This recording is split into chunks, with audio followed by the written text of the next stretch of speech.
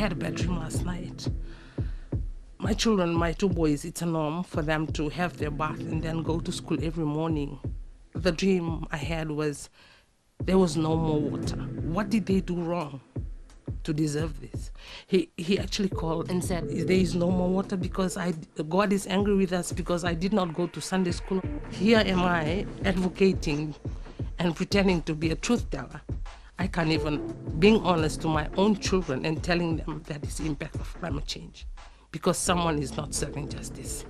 It's obvious the effects of climate change that are happening all around the Pacific. But can you tell me specifically, what are the effects of climate change in your community? There is so much of coastal erosion due to sea level rise. The village frontages, you will see that there are trees falling or there are buildings half on the land and half to the ocean, and cemeteries, bones of buried people, they are spread out on the beach. And of course water, our water sources are running dry.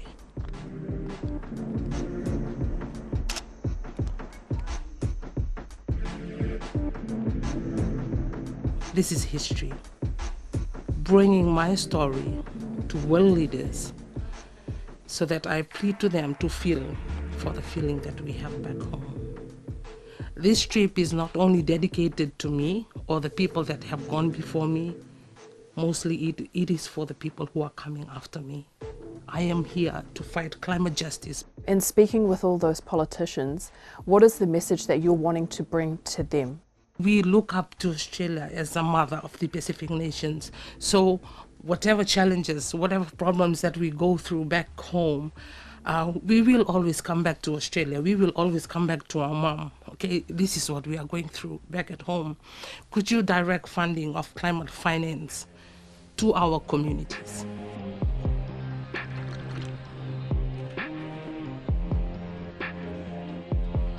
Even though we didn't even do a lot to contribute to this disaster, but we just hope that they would hear us out. A lot of times we see ourselves as small island nations, but it's important to change the perspective of things and how we doing our messaging and look at ourselves as the biggest oceans, which is the Pacific. So the UN Climate Action Summit is happening in New York, and world leaders are going to be coming through to try and ramp up climate action in the Pacific. What do you want world leaders to sort of discuss at the summit? If I was going to be invited, I want to plead to world leaders. If we could have forums where we are included in the process, and that is climate justice. Include us grassroots people in decision-making processes, because that is fair. We are the ones who are the victims. And then getting us on the table, sitting and discussing things that is affecting our everyday life.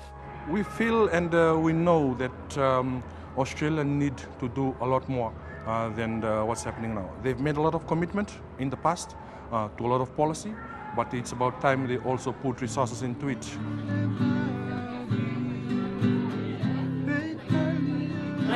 We are not getting our fair share. You are still not giving us enough.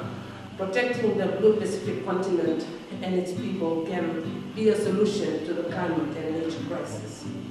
And protect the blue Pacific is protecting the blue Pacific continent.